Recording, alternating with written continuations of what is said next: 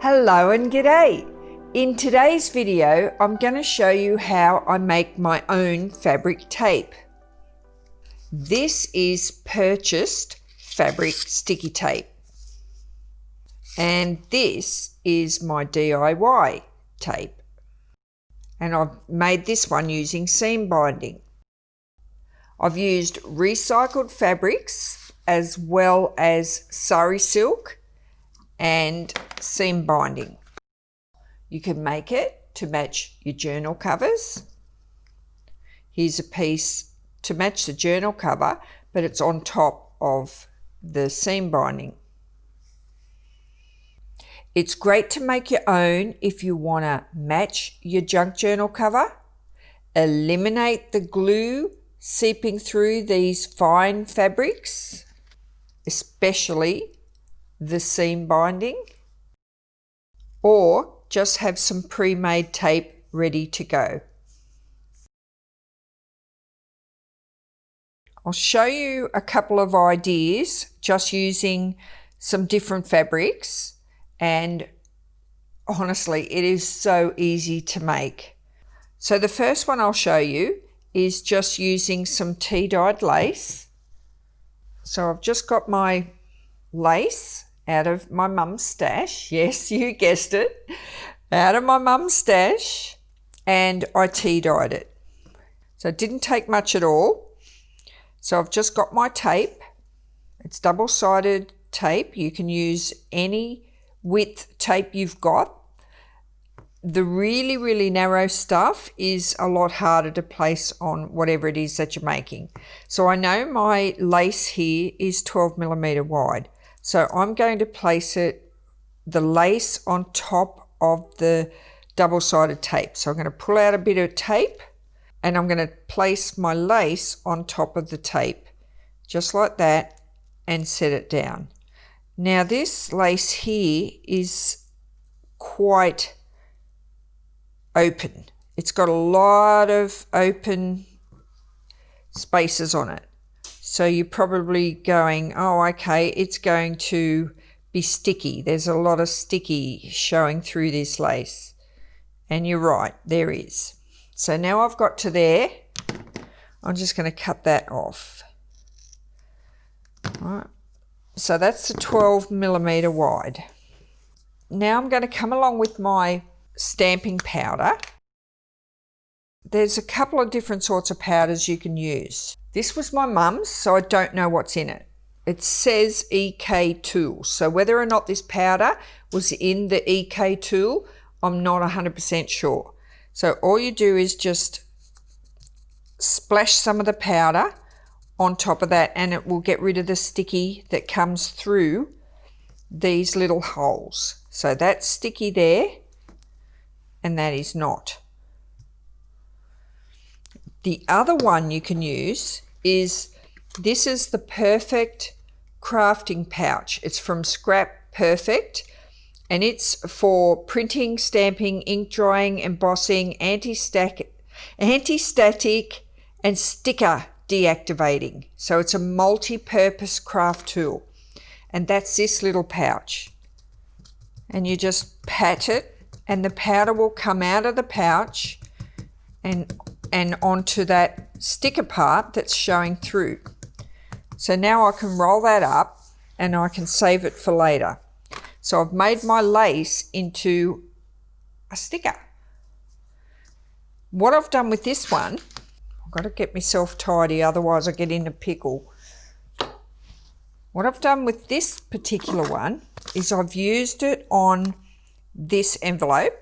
So you can see there, you can see a small amount of the sticker. It's a little bit, so it looks a little bit like vellum if you like, but if I didn't point that out to you, you probably wouldn't have noticed it. So I've snipped a bit off just as I need to use it, cut it and stuck it on there. Now here it is, just two sample pieces, one on craft paper and one on normal copy paper that's been coloured, and it looks pretty good. And once I stuck that down, all I did was go like that to push it into the paper a little bit, and it's worked quite well. So there it is on 3 different papers. So that's that one there. The lace is pretty good, so you don't need to worry about how are you going to glue this one down. It stuck on here really well, in particular this one here. It looks so good. So that's the lace one. For the seam binding, all I did was pull that out. I'll just do a smallish piece. I'll cut that off, and I did it the opposite. I put the sticker on top of the seam binding. So I'll find the right way up. And I'll turn it over and put the sticker on the wrong side. Just center it. And then I just made sure my seam binding was held straight underneath and lay the sticker down. And I've got myself a piece of seam binding ready to go. Now, you know, if you ever tried to glue seam binding, the glue will seep straight through and ruin your piece of seam binding. So you've either got to back it with something or use a sticker. So now when we peel this sticker off, you can put a little bit of glue on the sticker to make sure it's going to stay down. So if you could imagine, you could use a piece of seam binding like this, put your sticker in the center, glue that to a book there in the center, and you've got your free pieces of seam binding to use as a tie either end. And that would stop the glue from seeping through this piece here. That's the seam binding. This is exactly the same with a piece of matching fabric to a journal. I've just cut the fabric out, ripped it actually, made it all messy, and put the sticker on the back of that. Same again. This piece here is a lot narrower, so I've used a very narrow piece of the double-sided tape and put that on this piece here that matches the book, and then I've stuck that to the seam binding, and I've put another narrow piece on the back of the seam binding. Now, the reason I've done that is because, say I wanted to put it on the edge of the page, I've got to put it right there on the edge of the page. I can't have it sticking out a little bit. It's got to go right there. Whereas this one, because the sticker is narrow, I can actually push it over a little bit. If it was lace, you'd see a little bit of the lace sticking out. Whereas this one here, if I'd done the same, you'd see the sticker sticking out. So I can't do that. So that's the 2 different widths and why you would use them. This one here is the recycled fabric. So if you've got an old dress that you love or an old skirt, Gayleen sent me this fabric. It's beautiful. Thank you, Gayleen. For this particular piece, I thought it would make a lovely piece of fabric tape. The way I done this piece is I stuck it down on my fabric with a little piece left over, and then I get my fabric scissors and I cut close to the tape. I find this is the best way to get the fabric, especially if you're using scraps, really straight. So you just go like that. Do the same on the other side. So that way you just follow the tape. Now your fabric might fray a little bit. That's something you may not avoid. But I have noticed even the purchased fabric is starting to fray a little bit. So there's our fabric tape ready to go. That's another piece of seam binding, but in the blue. I've got another piece here of the sari. I've just put a really wide piece because I really love this pattern.